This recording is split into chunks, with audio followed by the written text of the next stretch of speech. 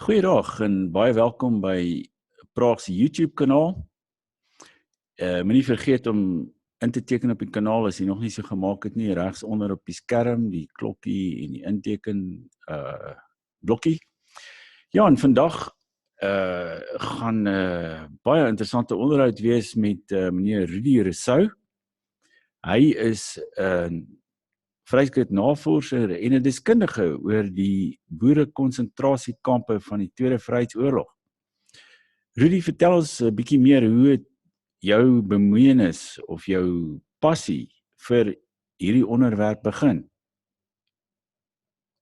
Dan, baie dankie. Ja, dis altyd 'n wonderlike voorreg om te praat oor die konsentrasiekampe, want in almal van ons families, maak nie saak watter kamp jy besoek nie, kan jy dalk moontlik jou van daar kry. So ons het almal voorgeslagte wat in hierdie Britse moordkampe reg oor Suid-Afrika lê.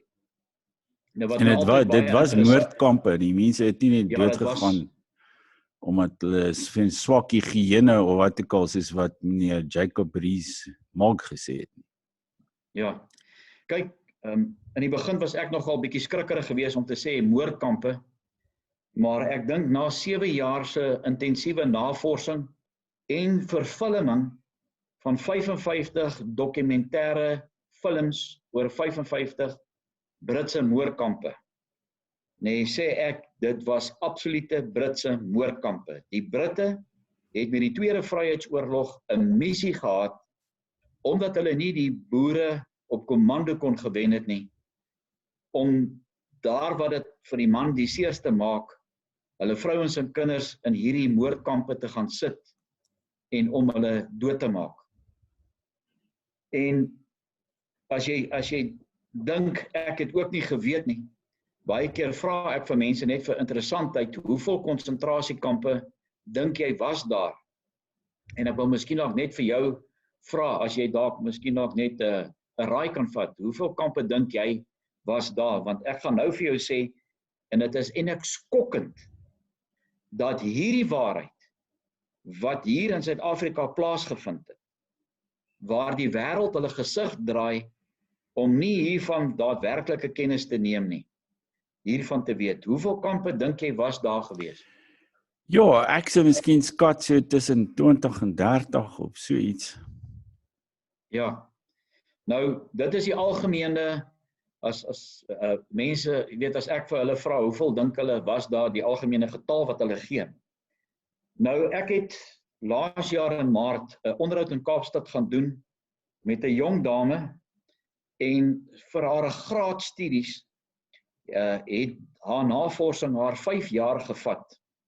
En haar naam is Celestie Reynolds. En Celestie het hierdie ongelooflike boek uitgebring, Konsentrasiekamp Sterftes. En in haar boek meld sy dat daar 126 Britse moordkampe in Suid-Afrika was. 126, Rudy? 126. En dit het haar 5 jaar geneem om hierdie boek op die rak te kry.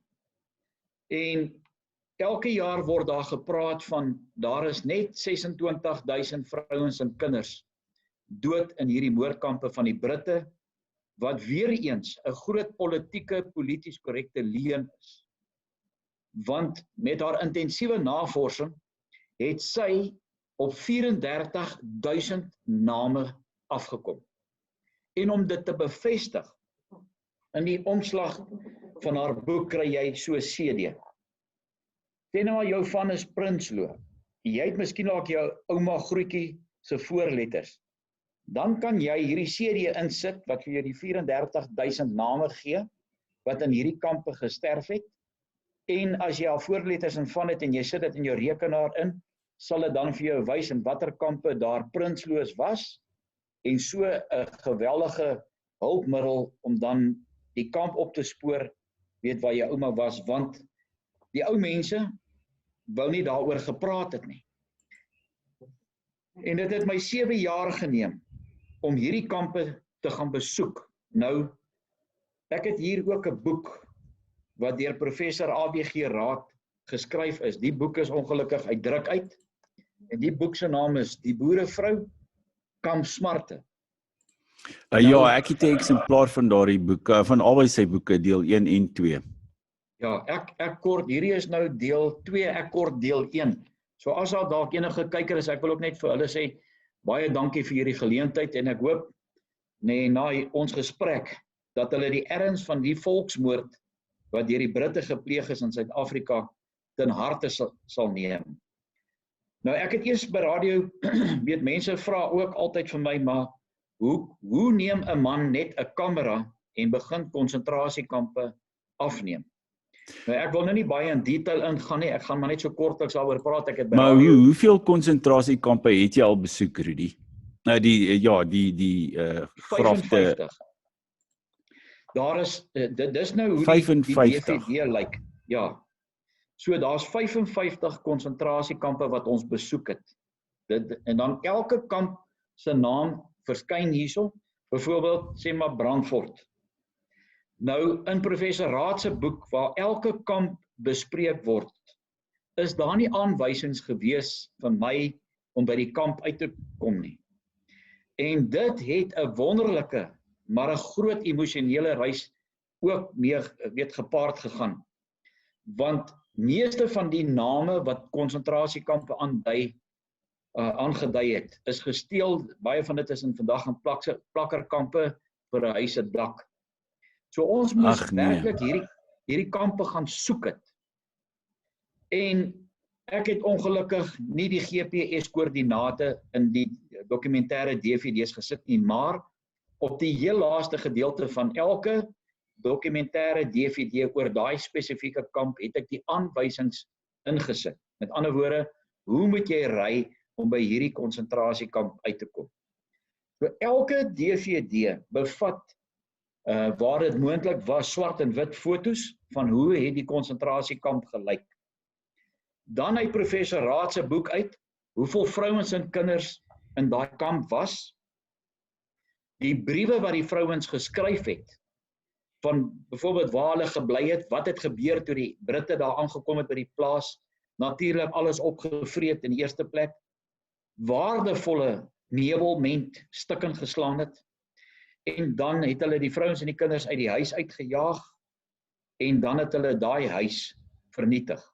So daar's briewe wat ek op party van die kampe voorlees om te sê, mevrou, sê maar Prinsloo sê, dit was die omstandighede gewees toe die Britte by die plaas aangekom het en wat hulle gedoen het.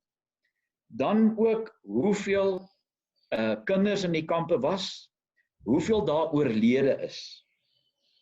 En dan as jy vandag wil besoek gaan aflê by daai spesifieke konsentrasiekamp, jy weet hoe om daar uit te kom.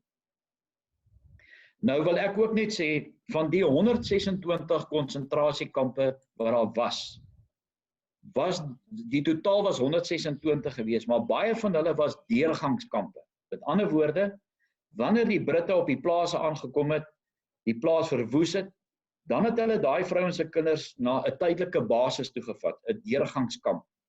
Dan was hulle daar aangehou gewees, totdat hulle weggevat was na 'n groter gevestigde kamp. Byvoorbeeld, as jy by Volksrus kom, ek het nou die naam van die dorpie vergeet, dit sal nou de Rust of wat? Nee, as jy nou van Volksrus afry Vryheid toe, dan kry jy nou hierdie dorpie op pad. Ek sal nou by die naam uitkom, maar die wreedheid wat gepaard gegaan het om hierdie vrouens en kinders by die gevestigde kamp te kry, was absoluut skrik. Utrecht, ja. Utrecht het ook 'n konsentrasiekamp gehad, en jy weet, baie van daai vrouens en kinders het nie vervoermiddels gehad om by die gevestigde kamp uit te kom nie. So hulle moes geloop het van Utrecht af tot by Volksrus, wat 'n afstand is van 70 kilometer. Baie van daai vrouens was verwagtend geweest. En jy kan vir jouself indink, vir 'n vrou ook, as jy verwagtend is, en jy was gelukkig geweest om op 'n ossewa gelaai te word, daai verskriklike skit van daai ossewa, is glad nie goed vir 'n vrou wat verwagtend is nie. Baie van hierdie vrouens en kinders was so vervoer gewees. Dan het hulle in kraam ingegaan. En baie van hulle het dit nie oorleef nie. Dan was daai vrou en daai kind net daar by daai groep in die veld begrawe. So ek glo, en ek sê dit baie keer, dat daar meer as 38.000 vrouens en kinders in hierdie Britse moordkampe vermoor is. Want in daai groep, wie wil 'n boekie gevat het om te sê, Sunny die Jager het vandag gesterf toe sy bevalling gegee het aan 2 of 3 of kinders, of miskien 'n tweeling. So daar is baie vrouens en kinders wat op pad was na die konsentrasiekampe toe, wat langs die pad gesterf het. Weens skok,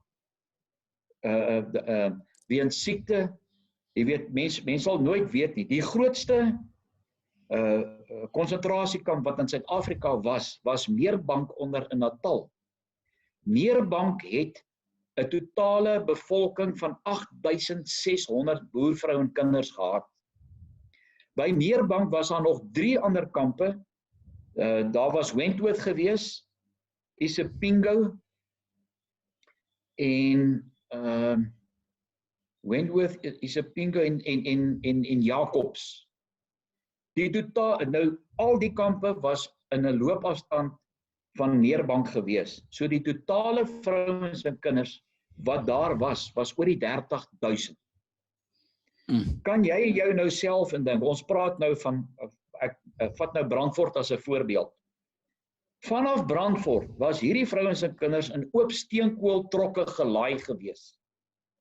Daai trokke was so gepak gewees. Nou wil jy toilet toe gaan. Daai trein stop nie. So die vernedering wat daai vrouens en kinders moes deurgemaak het om voor daai mense 'n toilet te gebruik. En dit is waar die naam vandaan kom, Volksrus. Omdat daar so baie vrouens en kinders gesterf het in Volksrus, om dit vir jou te laat besef dat hier rus die volk. Dan het daai trein plus minus 2 weke gevat van Volksrus af, van Brandfort af om by Volksrus uit te kom. Ek het 'n dokumentêr gedoen saam met Gert van der Westhuizen, wat 'n geskiedkundige of 'n geskiedenisonderwyser was. Ons het Standerton en Volksrus, ek het dit saam met hom gedoen. Dan sê hy, wanneer daai trein by Volksrusstasie gearriveer het, het die Britte daai trein 2 tot 3 dae daar vasgehou, om te kyk hoeveel vrouens en kinders daar doodgaan, voordat daai trein verder gestuur was af, jy weet, Meerbank toe, onder by die kus. Om terug te kom, hoe vat 'n man 'n kamera en doen intensiewe navorsing oor die leuen wat vir ons al die jare weggesteek was. Ek het by Radio Pretoria gewerk. Wat sou jy sê is die leuen, Rudy? Wat is die leuen wat hulle aan ons vertel het? Presies soos ek nou vir jou gevra het, nee, hoeveel konsentrasiekampe dink jy was daar? Sê so 10 of 20. Waarom was hierdie waarheid, wat Celestie Reynolds, nee, met haar passie wat sy het vir die boerevolk se geskiedenis, hoekom het dit nou eers op die lappe gekom? Waarom het dit van Jan Smit se regering af en die regerings daarna hulle nie daadwerklik 'n poging aangewend om te sê, weet jy wat nee, hier het 'n volksmoord plaasgevind. Elke jaar nee, word die Duitsers in Duitsland geblameer oor die moorde wat hulle daar gepleeg het op die Jode. Maar niemand sê 'n woord oor wat in Suid-Afrika gebeur het met die volksmoord wat in hierdie Britse konsentrasiekampe plaasgevind het.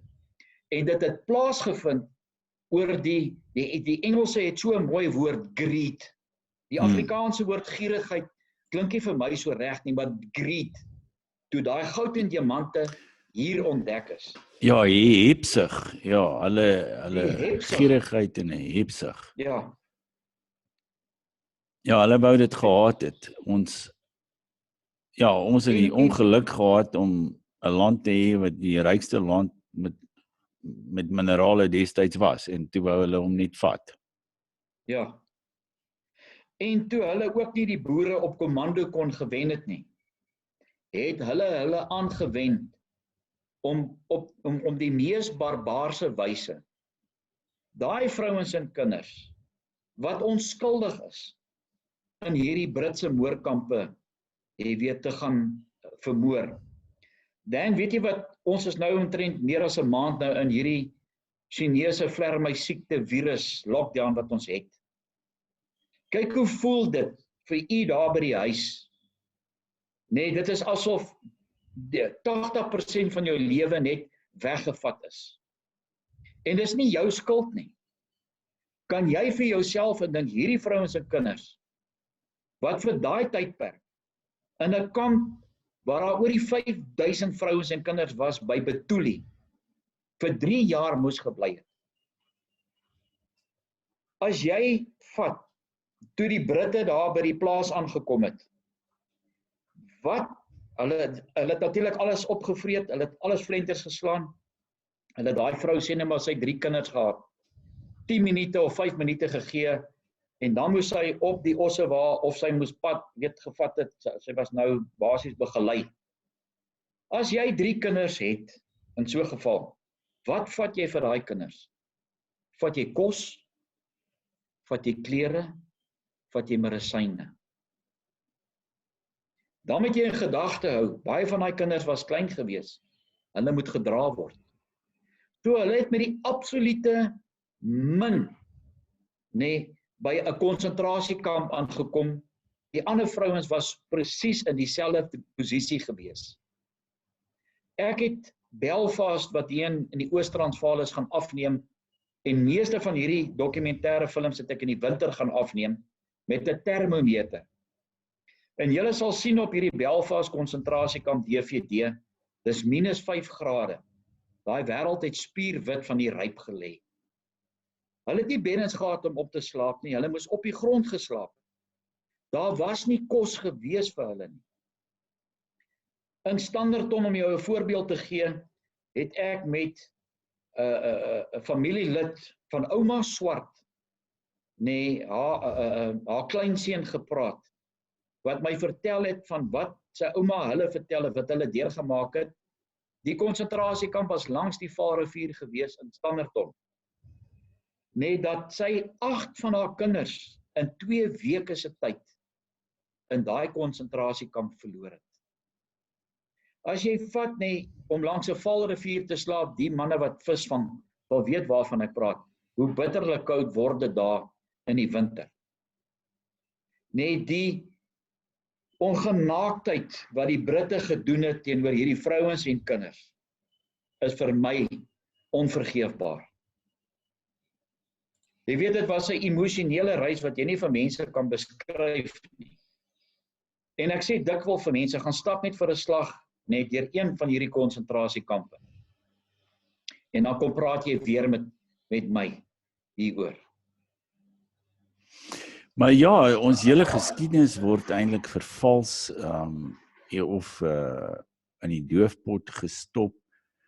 Blykbaar was daar ook nie eintlik so iets so swart konsentrasiekampe nie.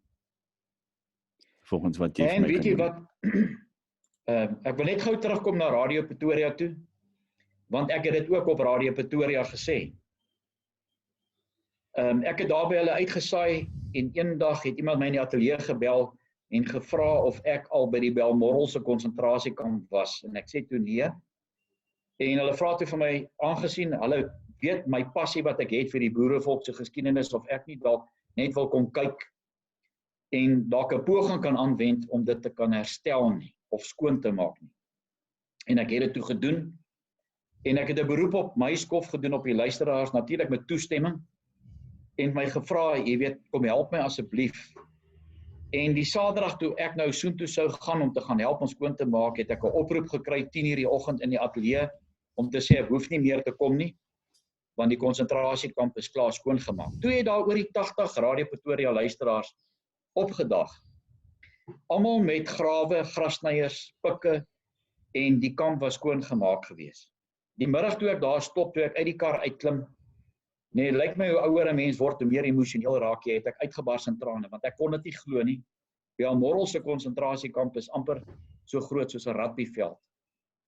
Nee, en ek het daai mense nader geroep en ek het vir hulle gesê, as hierdie vrouens se kinders vandag hier opgestaan het, so hulle vir julle dankie gesê het, omdat julle hulle nie vergeet het nie. Ek het verskeie toere onderneem na Bloedrivier toe. En dan baie keer wil mense gaan kyk na Piet Retief se graf.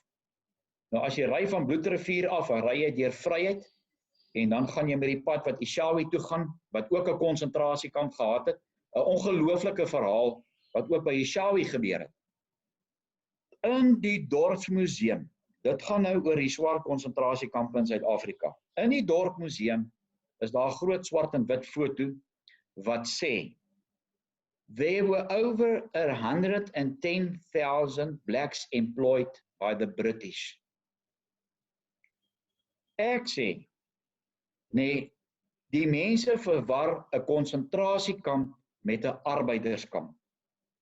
Hulle was in arbeiderskampe gewees. En ek het dit ook op Radio Pretoria gesê. Ek kan vir jou in Professor Raad se boek 'n paar foto's wys waar hierdie vrouens en kinders agter doringdraad aangehou was. Gevangenes. Waar ek nie een foto nog gesien het waar swartes wat deur die Britte in diens geneem was, nee, agter doringdraad aangehou was nie. Hulle kon vrylik rondbeweeg het. Baie min van ons mense weet, wie is die uitvinders van die paswet? Nie die boerevolk nie, die Britte. Toe ek en jy diensplig gedoen het in Suid-Afrika, na 3 maande jou basiese opleiding, as jy nou wil huis toe gaan, het jy 'n pas gekry, jy het 'n pasboekie gekry. So was van daai vrouens, wat 'n vergunning gegee was in die konsentrasiekampe, het daai Britse bevelvoerder van daai kamp vir haar 'n pas gegee, om die kamp te verlaat. Was nie so gedoen met die swartes wat daar was nie. Hulle was gebruik gewees, om die treinspore aan te lê, want daai Britte, wat hier kom veg het, die 450,000, wat in 1900 in die hawe in Kaapstad aangeland het, was seker van die slegste Britte wat jy ooit kon gekry het. Hulle was te sleg gewees om daai treinspore te bou, en om die forte te bou. En hulle het swart arbeiders gebruik, om dit te doen. Ek het met die Baralong koning in Mafeking, want die Baralong stam was die eerste stam, wat die Britte in diens geneem het. Want hulle het gesien, dat die boere, die 60,000 wat op kommando was, hulle in flarde skiet. En toe het hulle besef, as hulle nou nog met hierdie swart stamme ook in konfrontasie kom, hulle heeltemal uitgewis gaan word. En hulle het met 'n groot leuen na hierdie swartes toe gegaan en gesê, ons gaan julle betaal, ons gaan julle kos gee, ons gaan julle bewapen, en ons gaan julle plase gee. Kom help ons net om teen hierdie boerevolk te veg. Wat nooit gebeur is nie. Ek het die Baralong koning gevra, Ngosi, die Britte het julle plase beloof, het julle ooit daai plase gekry? Toe sê hy vir my nee, toe sê ek, maar is dit nie nou tyd?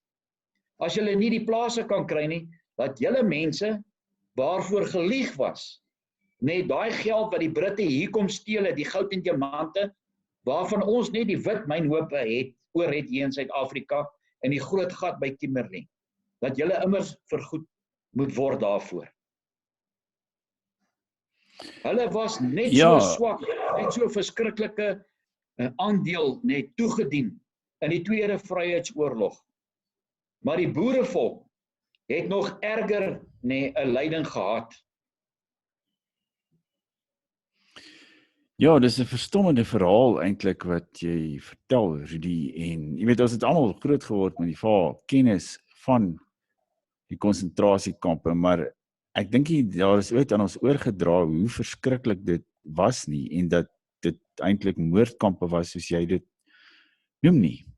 Jy weet, ons word aan mekaar vertel van die Duitsers en hulle misdade in die Tweede Wêreldoorlog, maar oor Brittanje is in 'n word daar geswyg. En jy weet, ons is veronderstel om skuldig te voel oor 'n bordjie op 'n strand wat daar tydens die sogenaamde apartheidsjare was. Maar geen Engelse persoon in Suid-Afrika voel genaamd skuldig oor of in Brittanje voel genaamd skuldig oor hierdie volksmoord wat hulle in ons land gepleeg het. Jy weet, ons word beskuldig van 'n misdaad teen die mensdom omdat daar 'n aparte bordjie was op die strand. Maar hierdie mense wat vrouens en kinders doodgemaak het en mishandel het en so onmenslik opgetree word, hulle geskiedenis word as rein en skoon en suiwer en opreg en voortreffelik beskou. En jy weet, ek het al van mense gevra ook, nee, as jy vir my sê daar was 'n swart konsentrasiekamp in Suid-Afrika, kom wys my waar dit is. En tot vandag toe, het nog niemand na vore gekom en vir my kom sê, maar kom ek vat jou na 'n swart konsentrasiekamp. Dit het nog nie gebeur nie. Maar ek kan jou na 55 boer-vrou en kinderkonsentrasiekampe toe vat. Die hartseer van dit ook is, in Meerbank in Natal was by die kus gewees. As jy moet lees wat vrouens geskryf het in professor Raad se boek oor die omstandighede in Meerbank, is dit om van te ween. Ongelukkig is daar net vandag 'n monument in 'n klein gebouetjie by Meerbank. Daar's nie grafstene nie, want jy kry nie grafstene of klip om 'n grafsteen te maak in Meerbank nie. So net die name en die goed was daar opgeskryf. Daar was tot 'n stasie, 'n spoorlyn aangelê waar die vrouens en die kinders by Meerbank afgelaai wat jy kan dit sien in die Meerbank dokumentêre DVD. In hierdie 7 jaar het ek 2 konsentrasiekampe ontdek waarvan daar geen melding in die argiewe gemaak word nie. En dit is Sutherland, daai dorpie wat elke jaar so toesneeu, die koudste plekkie wat hulle sê in die land is, en dan Magogwe wat hier by Mafeking is. Nou, Sutherland het 'n ongelooflike verhaal. Ek en my vrou het so 'n paar jaar terug gery en ek het nou nog nie by die groot teleskope uitgekom nie, maar die dag as jy nou van Maatjiesfontein afry, Sutherland toe en jy kom in die dorp in, aan die linkerkant is daar 'n kerkhof en ek sien 'n ABO bordjie, 'n kenteken en ek ry daarin. Nou ek dink na 7 jaar het ek dan 'n redelike onderskeiding. Jy weet, wat is 'n gewone graf en wat is 'n konsentrasiegraf? Ek sê vir jou, Danny, daar lê seker oor die 300-400 vrouens en kinders daar begrawe. En ek stap daar rond en ek sien... Maar dis nou in die Kaap, nie? Nou, ja, so, maar hulle het nou van die Transvaal en die Vrystaat gekom en hulle is so toe geneem en hulle daar gesterf in Sutherland. Kyk, daar was natuurlik boereplase in daai omgewing so ver, ek meen tot Calvinia, as jy nou afgaan Weskus toe, as jy vat Vryserburg, as jy vat Lynsburg. Ek het nog nie eens by Lynsburg uitgekom nie. Iemand het my gebel en gesê, haar ouma in haar dagboek het geskryf dat by Lynsburg, nee, was daar ook 'n konsentrasiekamp gewees. Om terug te keer na Sutherland toe. Toe ek dit sien, toe weet ek, hoorie, maar hier was 'n konsentrasiekamp gewees. Nou ek ken 'n dokter wat op Vryserburg bly, Dr. Ronnie van die Westhuizen, en ek skakel hom en ek vra vir hom, dokter, weet jy of daar 'n kamp was? Hy sê vir my nee, hy weet nie, maar hier is 'n nommer.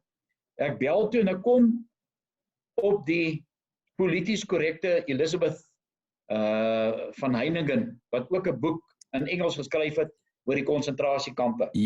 Ek het daai ding deurgeblaai in 'n boekwinkel en ek sê dit het my hare oorent laat staan. Regtig. Jy weet hoe iemand so iets kan versin, weet ek. Polities korrektheid, ja. En sy sê vir my, daar was nooit 'n konsentrasiekamp gewees nie, maar ek moet iemand anders te bel. En ek kom toe uit by 'n afgetrede polisiekaptein met die naam van Eben Nel. Nou Eben het mense soos Hendrik Verwoerd opgepas en John Foster in sy tydperk toe hy 'n polisieman was. En hy het 'n boek geskryf. Ek het hom ongelukkig nou nie hierso by my nie. Die boek is amper 500 bladsye. Die rebelle van die Handam Karoo. En hy sê vir my, jy moet vir my kom kuier. Ek kry toe 'n borg en ons gaan kuier vir hom op die strand. En hy vertel toe van my, met sy navorsing oor die rebelle, het baie mense vir hom briewe en goed aangestuur, en in die briewe was die bewyse gewees van die konsentrasiekamp wat op Sutherland was, op bladsy 464. Ek sal nooit vergeet nie, daar is 'n van die Merwe wat werk by die Vroue Monument in Bloemfontein, wat my bel na ek hierdie bekend gemaak het op Facebook. Toe sê hy vir my, Rudy, weet jy wat, nee, jy's nou eintlik van looitjie getik. Jy sien nou elke kerkhof, nee, as 'n konsentrasiekamp kerkhof. Toe sê ek van hoekom? Nee, waar kom jy nou daaraan dat Sutherland 'n konsentrasiekamp was? Ek sê van, weet jy wat, nee, ek sê, het julle hierdie boek van Eben Nelda? Ja, ek sê vir hom, gaan kyk gou vir my op bladsy 464. Hy sê vir my, ja, jy weet maar Rudy, dit is moontlik, jy weet, die volle verhaal is nog nie vertel nie. Ek is nie hierso, Dan, om polities korrek te wees nie, maar die leuns en die onreg wat die boerevolk aangedoen was, nee, moet in die openbaar by ons mense bekend gemaak word. Ek wil nie eendag, mense nooi my om by die AP Kerk daar in Pretoria te praat, en die predikant praat daarso en hy sê, hy het ook 'n belangstelling in begrafplase. En sy preek het gegaan oor, wat wil jy graag eendag hê, moet op jou grafsteen staan, en ek sê, ek wil hê op my grafsteen moet staan, Rudy Rousseau was 'n rebel gewees, om die waarheid oor die volksmoord wat in Suid-Afrika gepleeg was, by ons mense uit te kry. Vir my is dit onvergeefbaar, nee, dat jy mense kry wat dieselfde taal praat wat ek en jy praat, nee, maar wat polities korrek wil wees. Ek gaan nou vir jou sê van Frans Johan Pretorius, ek wil nie sê, hy is 'n professor nie, na wat hy gesê het op RSG, om terug te keer na Sutherland toe, by Maatjiesfontein. Nou laas jaar in Desember was ek bevoorreg gewees, ek het daar gestop. Daar was oor die 10.000 Britse troepe daar gewees. Onthou nou, hulle het 'n treinspoor gebou van Kaapstad af tot by Kimberley, om daai diamante uit die land uit te vat. So dit was die grootste militêre eenheid byeenkoms na Kaapstad gewees. So waarom sou hulle in Sutherland, daai boere se plase en goed, vrygestel het, om dit ook nie te gaan afbrand, soos die ander 60.000 plase wat hulle afgebrand het. Dan ek is gatvol. Ja, want eintlik, ek dink ons is geneig om hierdie oorlog te sien as 'n geografiese oorlog wat teen die Transvaal en die Vrystaat gevoer is, maar eintlik was dit 'n uitwissingsoorlog teen die Afrikaner en teen die boer, dat hulle selfs in die Kaap mense, wel, soos jy sê, by Sutherland kon hulle ook mense se plase afgebrand het, want ons was van dieselfde etniese groep as die mense wat teen hulle oorlog gemaak het. Ja, en weet jy wat, ek is op 'n stadium van my lewe, ek kan nie meer hierdie polities korrektheid gaan, wat in waarheid, in hierdie boeke vir ons geskryf word, en al die jare van ons af weggehou word nie. Ek sit baie keer, en dan, goed wat met my gebeur het, wanneer ek 'n konsentrasiekamp moet gaan besoek het, is ongelooflik. Laas jaar hierdie selfde Jacob Rees, wat by die Britse parlement gesê het, ja, maar die Britte het goed gekyk, hierdie was refugee camps. Weet jy wat, meneer, weet jy wat is 'n refugee camp? As die oorlog vandag uitbreek in Suid-Afrika, en ons vlug Mosambiek toe, daar word jy in 'n refugee camp aangehou, en daar word jy versorg. Hierdie vrouens en kinders het nie na 'n ander land toe gevlug nie, hulle was hier in hulle eie land, in hierdie Britse moordkampe, aangehou gewees, onder die wreedste manier, wat jy ooit kan aandink. As jy dink aan ouma Swart, wat daar dood is by die, wat oorleef het, wat 'n sielkundige effek, het jy net nie, om dan op te staan, en aan te gaan met jou lewe. So 8 kinders is dood. Van ons kyk, ek kan nie myself voorstel, was dit 8 van haar kinders wat dood is? 8 van haar kinders. Ek is nou al 3 jaar saam met die bittereinders van Standerton betrokke, om daai kerkhof weer menswaardig te maak. Dat wanneer mense daar gaan besoek af lê, dat hulle vir 'n oomblik moet stil staan, en dink, wat het die Britte hier in Suid-Afrika om doen? Ek is nie besig met haatspraak nie. Ek is besig om die waarheid te, Want waarom kom die Britte weg met hierdie goed? Waarom, nee, die vergoeding wat die boere moes gekry het hulle nooit ontvang nie. Volgende maand, die 16de Junie, baie van ons in ons ouderdomsgroep ken dit as Sowetdag. Nee, dit is eintlik die amptelike konsentrasiekampdag, want in 1900 het die twee grootste Britse moordenaars, Roberts en Kitchener, gesê, hulle gaan 'n ordonnansie uitskryf en hulle sê, hulle die verskroeide aarde beleid toegepas. Omdat hulle so slapgat was, nee, om nie die boere op kommando te wen nie. En daai vrouens en kinders op die wreedste maniere in die konsentrasiekampe, te gaan vermoor. Dit het presies by Lensburg gebeur. Dit het presies by Kabusi gebeur. Weet jy wat, het jy ooit geweet van Kabusi se konsentrasiekamp? Nee, ek moet sê. Dis 'n verskriklike verhaal. Ons was daar gewees so 'n paar jaar gelede. Na die beëindiging van die oorlog, toe roep die kampsuperintendent die vrouens en die kinders daar bymekaar. Die ou stasie het ek afgeneem, jy kan dit in hierdie dokumentêre DVD sien. En hy sê vir hulle, weet jy wat, daar's nou vrede. Môre gaan julle terug huis toe met die trein. Daarvan daai vrouens en kinders was soontoe gevat. Kabusi, as jy van Johannesburg af ry jy Bloemfontein toe, dan ry jy Queenstown toe, en na Queenstown kry jy 'n dorpie met die naam van Stutterheim. Net in die agterkant van die dorpie was die Kabusi konsentrasiekamp. Daai vrouens was van Frankfurt afbring en daar by Kabusi aangehou soos misdadigers. Die volgende oggend klim daai vrouens, nadat hulle 3 jaar in hierdie konsentrasiekamp was, op daai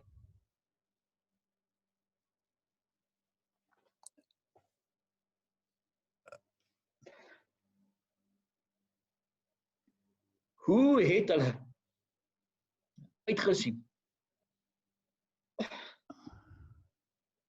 om hulle familie weer te sien? Daar klim hulle in die trein. Die trein trek weg van die stasie af. 10 kilometer verder, op een of ander onverklaarbare wyse, het van die spoorbane losgekom. En daar ry die trein van daai hoë brug af. En daar is hulle almal oorlede. Ai, Rudy, dis dit. Baie van daai vrouens en kinders, die dag toe die Britte by die plase aangekom het. Nee, ek weet nie of ek dit nou moet sê nie. Hierdie was vir my die mees emosioneelste reis in my lewe, want dis wat ek van hulle dink. Want hulle was lafhartig geweest. Nee, om 'n wapen op te vat en om soos 'n man te gaan veg teen die boere nie.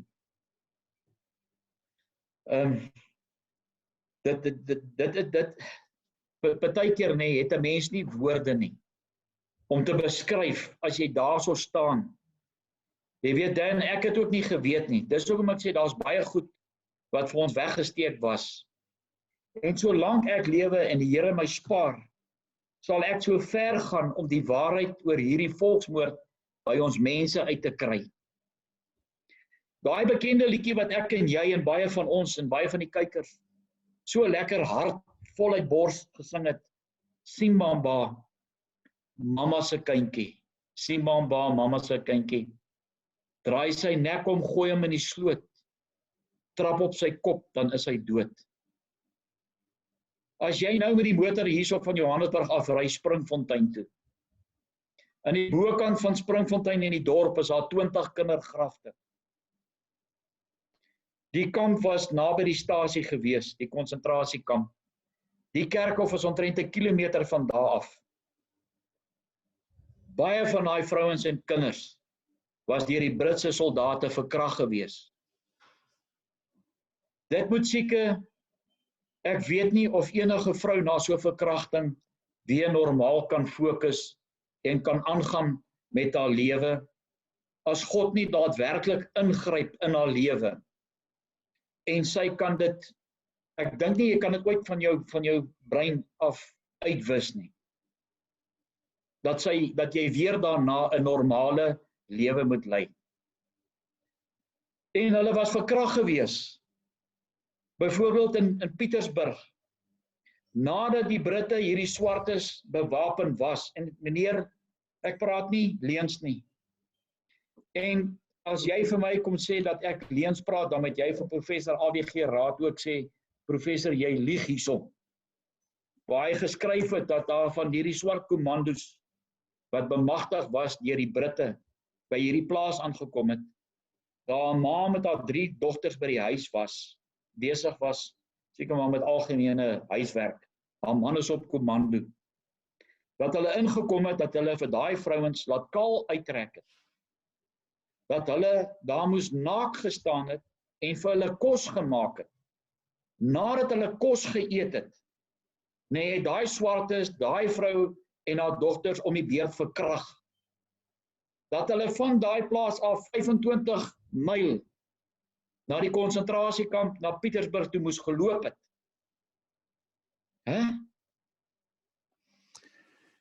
Daai klein kinderkerkhof aan die bokant van Springfontein is van daai vrouens wat verkrag was, wat daai kinders gebaar het. Ek kan nie vir 'n vrou indink wat gaan deur haar gedagte as sy verkrag word en dat jy in so 'n moordkamp aangehou was en dat jy nou daai kind moet baar in die wêreld. Wat 'n vrou sal so 'n kind wil grootmaak? Ek kan nie vir jou sê nie. Jy wou nie daai kind gehaat het nie. En daai bekende liedjie, wanneer jy hom weer hoor, Simbamba, mamma se kindjie, draai sy nek om, gooi hom in die sloot, trap op sy kop, dan is hy dood. Ek het nou die dag 'n boodskap gekry van 'n ou, toe sê hy, nee, dit gaan oor 'n swart mamba. Nee, ek dink hierdie dinge is hierdie moordkampe. As jy nee, van dis goed. Johannesburg afry, ek wil so 'n toer aangebied het vir mense, om te sê, kom, ry saam met my, dat ek vir jou hierdie kampe kan gaan wys. As jy van Johannesburg afry, net hier by ons, by Mondior, het die verskriklike dinge daar gebeur met hierdie vrouens en kinders, wat by die Terfontein konsentrasiekamp aangehou was, waar ouens miljoene rande uitgedobbel het op perde. Ek het my motor se toermeter op 0 gesit. Van Terfontein af moes daai vrouens 6 kilometers geloop het. Meneer, mevrou wat jy, of u wat jy na hierdie program kyk, hou jy vir my 'n 2-jarige kind in jou arms, en dan stap jy vir my gou 6 kilometer. Maar dis nie net die kind wat jy in jou arms hou nie, dis jou kind, en hierdie kind is dood, onder die hande van die Britte. En nou moet jy met daai kind loop, 6 kilometers Mondior toe, met die gedagtes wat deur jou kop gaan, jy is weggevat van jou plaas af. Jy is teen jou wil in hierdie moordkamp gesit. Jy het daai kind gebaar by die huis met liefde. Nee, nou stap jy vir die laaste keer met daai kind in jou arms, na Mondior se konsentrasiekamp kerkhof toe. Daar gaan jy daai kind daar bære. En jy moet daar opstaan en jy moet 6 kilometers weer terugloop. En toe die oorlog verby is, nee, toe moet jy weer normaal aangaan met jou lewe. En die Britte het hiermee weggekom. Dan ek kry baie uitnodigings om met mense te gaan praat oor wat werklik in hierdie konsentrasiekampe gebeur het. Nie goed wat toegesmeer is, nee, soos hierdie Jacob Rees. En laas jaar het ek het tot 'n e-pos vir Frans Johan Pretorius gestuur, na hy op RSG gaan sê het, oor na die aanleiding, en dit is tog so snaaks, nee. En ek het geen disrespek. Ek weet, dis Dr. Dan, met wie ek hierso praat, en dis professor AWG Raad. Ek het nie daai geleerdheid nie. Maar altyd kry hierdie ouens wat polities korrek is, die geleentheid om op nasionale media te gaan praat oor wat in hierdie konsentrasiekampe gebeur het, en dan praat hulle om polities korrek te wees. Daar gaan Frans Johan Pretorius op RSG en hy sê hy wil net graag 'n ding regstel. Dat die glasstukkies waarvan die ou mense geskryf het wat hulle in die suiker gekry het in die konsentrasiekamp 'n leuen is. Ek word genooi laas jaar na Harry Smit wat ook 'n konsentrasiekamp gehad het. Die tema van hierdie byeenkoms op Harry Smit is die kaalkop waarheid. Hulle kry mense daar en ek doen 'n beroep vandag op u.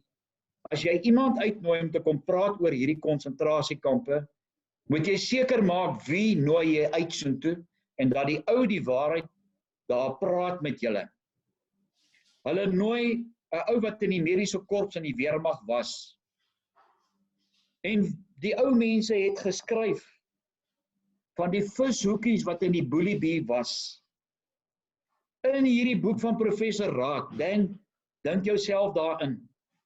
Nee, jy het vir 3 dae nie kos gekry nie. Nou kry jy 'n blikkie Boelie Bee. Onwetende in hierdie Boelie Bee is daar 'n vishoekie. Gaan jy daai blikkie Boelie Bee oopmaak en maar stadig of smaaklik sit en eet? Jy gaan nie. Jy gaan daai goed verslind. Nou kry jy daai vishoekies hier binne in jou ingewande. Weet jy hoe moet dit gevoel het?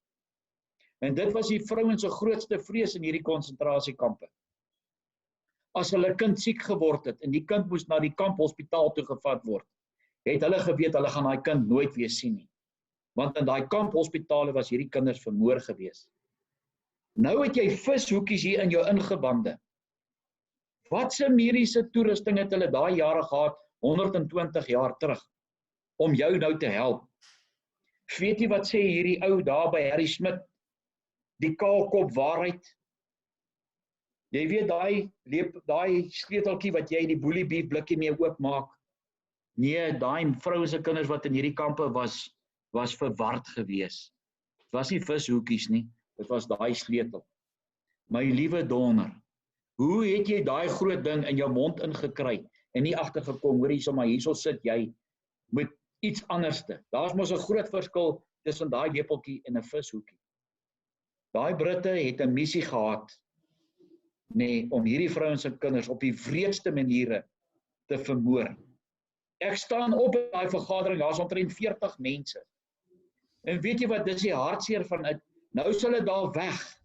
Met die waarheid nie, met die polities korrekte leuen. Ek staan op, ek wys vir hulle hierdie boek van professor AWG Raad. Ek sê ek wil jou net reghelp meneer. Ek sê hier agter, hier bo in die hoek, weet nie of jy kan sien nie. Dis nou hoe hulle geteken het. Ja, ek sien hom. Hierso skryf die tannie hieronder van die vishoekies. Maar die polities korrekte wil wegkom met nog 'n leuen. Ja, dis asof ons wil altyd die slegste van onsself glo, maar en ons wil die beste van die Britte glo wat ons hier in ons land kom doodmaak het en die land verwoes het, die vrouens en kinders in konsentrasiekampe aangehou het en soos jy gesê het, laat doodgaan het of doelbewus vermoor het. Ek kan dit nie verstaan nie. Jy weet, ek gaan Queenstown toe. Queenstown het ook nie Queenstown nie, Allewal Noord. Allewal Noord het ook 'n verskriklike groot konsentrasiekamp gehad. En in Queenstown is daar 'n Britse fort en by die fort is daar heelwat Britse grafte. En jy weet wat so vernederend is. Daar sou staan op hierdie monument van hulle met die name van hierdie Britse moordenaar soldate. To God be the glory. Jy kan maar daai dokumentêr kyk oor Allewal Noord.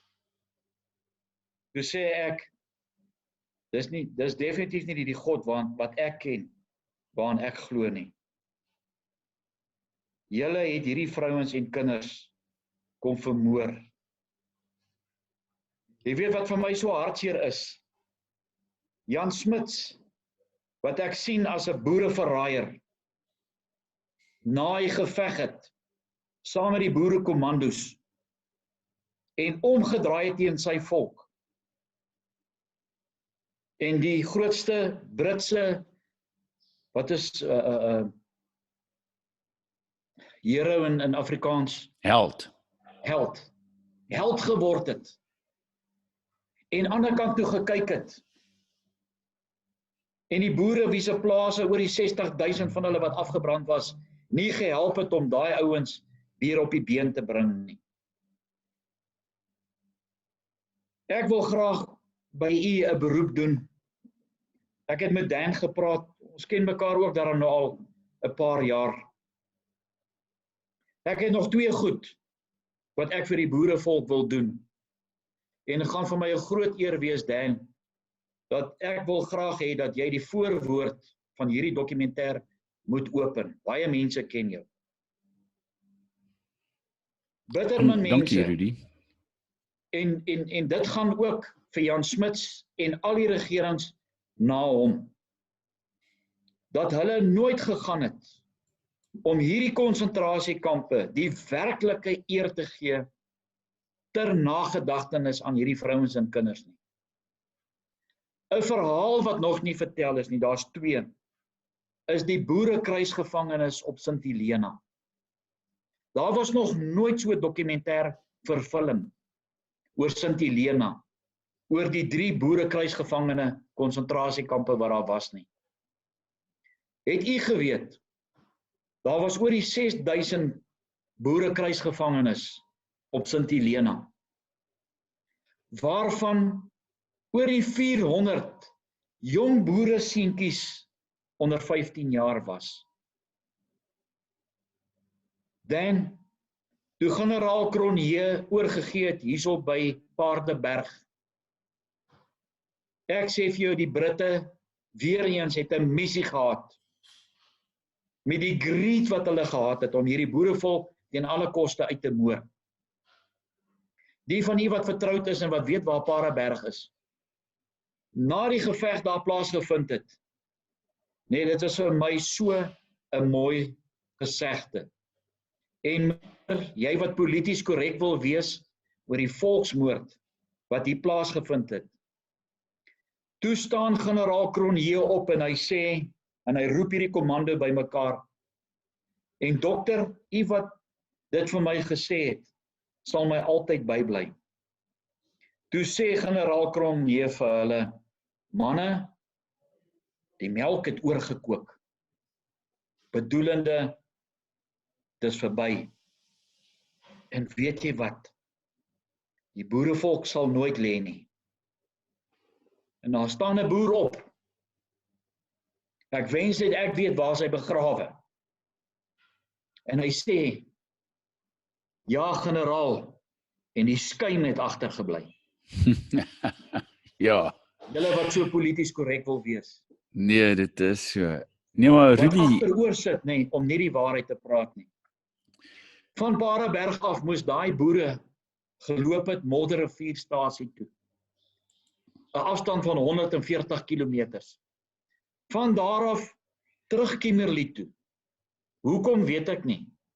En van Kimberley af is hulle met die trein gevat na Groenpunt, waar daai pragtige, magnifieke sokkerstadion staan in Kaapstad, die Groenpunt kruisgevangene kamp. Van daar af was hulle op die skip gelaai, Sint Helena toe. 1200 kilometers. Die soortgenaamde blou boeke wat die Britte het, wat sê hier's al die dode, of die mense wat dood is, se name ingeskryf is, ek glo nie 'n woord daarvan nie. Kan jy vir jouself dink op pad met daai skip Sint Helena toe? Hulle het nie yskaste gehad as daai boerekryger dood gegaan het op die skip nie. Wat het hulle met daai lijk gemaak? Ek is Gerrit van Tonner. Ek het hier naby 'n plaasie Heidelberg geboer. Nou is ek gevang deur die Britte. My vrou en my kinders is in 'n konsentrasiekamp gesit.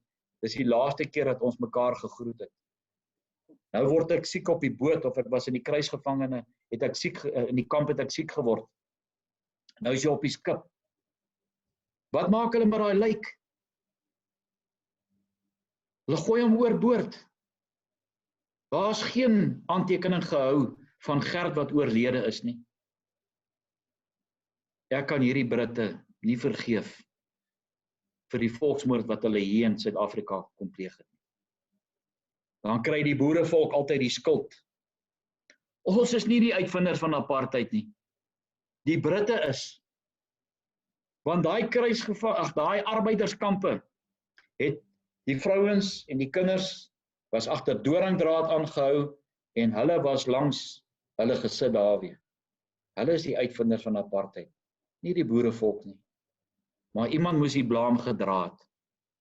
En op een of ander tyd gaan hierdie waawheel draai om daai ongeregtigheid wat hier plaasgevind het, openbaar te maak. En daarom wil ek hierdie dokumentêr doen, om daai boerekruisgevangene kampe op St Helena te gaan afneem. Want jy kan maar op YouTube gaan kyk, al wat op St Helena oor gepraat word is Napoleon. Niks word gesê van die boere wat daar aangehou was nie. Daarom doen ek 'n beroep op u. Jy hoef nie al 55 te bestel oor die konsentrasiekampe nie. Ek kan vir jou 'n lys stuur van waar al hierdie kampe in goed is. Elke dokumentêre DVD wat verkoop word oor die boervrou en kinder konsentrasiekampe, daai geld hou ek om eers daai huis waar ons gaan begin dan in Standerton te gaan afneem. Dan gaan ons Paraberg toe. Van Paraberg af gaan ons Kaapstad toe. Ek wonder hoeveel van u weet van die massagraf van 54 boere by die Wolraad Woltemare Kerkhof in Kaapstad. Ek sê nog, 54 boere het nie op een dag besluit hulle gaan dood nie. Die Britte moes hulle doodgeskiet het en daar begrawe het. En gedink, na 120 jaar sal daai waarheid nie uitkom om mense te vertel daarvan nie. En dan het ek onderneem, en ek dink ons is min of meer seker dieselfde ouderdom. Jy mag miskien nog 'n bietjie ouer as ek wees. Ja, om eer te gee aan daai boerekruisgevangenes op St Helena. Van waar hulle afgelaai was by die hawe, tot by Deadwood Campus 10 km.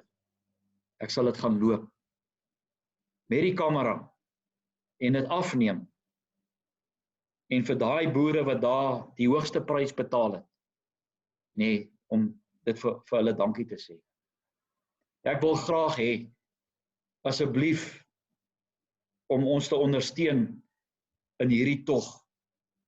Maar nie Jan Smuts se regering, of die regerings daarna, wie, John Foster, P.W. Botha, nog nooit was daar 'n dokumentêr verfilm oor St Helena nie. En die heel laaste wat ek wil doen vir hierdie boerevolk, om die waarheid uit te kry, is die verkrachtings en die molesterings van hierdie boere, vrou en kinders in die konsentrasiekampe. Miskien probeer julle nou ontslaa raak van dit, maar die waarheid sal uitkom. Ek kan jou verseker. En dan dink ek, die mense wat oor my pad gekom het, baie dankie. Die Skepper het dit seker so bewerk. Is daar... Ja, maar baie dankie Rudy, dis 'n groot taak wat jy hier verrig, want ek het ook nog altyd gevoel dat die Engelse het heeltemal te ligtelik daarvan afgekom oor die oorlogsmisdade, eintlik die volksmoord wat hulle in ons land gepleeg het. En dan is daar Britse popsangers en sulke ligsinnige mense wat vandag sê dat ons skuldig is aan 'n misdaad teen die mense in Suid-Afrika. Hulle weet nie waarvan hulle praat nie en hulle is besig met 'n groot leuen. En baie dankie vir hierdie werk wat jy doen om die waarheid bietjie vir bietjie te onthul. Ek dink onder in die beskrywing van die video sal ons jou kontakbesonderhede sit. Dan kan mense jou kontak vir jou DVD's oor die konsentrasiekampe en dan kan jy intussen geld opspaar om uiteindelik daardie dokumentêr oor St Helena te gaan maak. En as ek iets kan doen om jou te help daarmee, sal ek dit graag verrig. Baie dankie Rudy vir hierdie indringende gesprek en ontroerende gesprek van vandag. en oor 'n waarheid van ons geskiedenis wat nie langer verswyg moet word nie. Baie dankie en almal wat hierna gekyk het. Nie vergeet om op ons kanaal op in te teken nie, en ja, ons laat in die beskrywing hieronder van die video's aan ons Rudy se kontakbesonderhede hier, en dan kan jy van die video's bekom en so bydra tot sy projek om die waarheid oor die Britse moordkampe te laat seëvier. Dankie.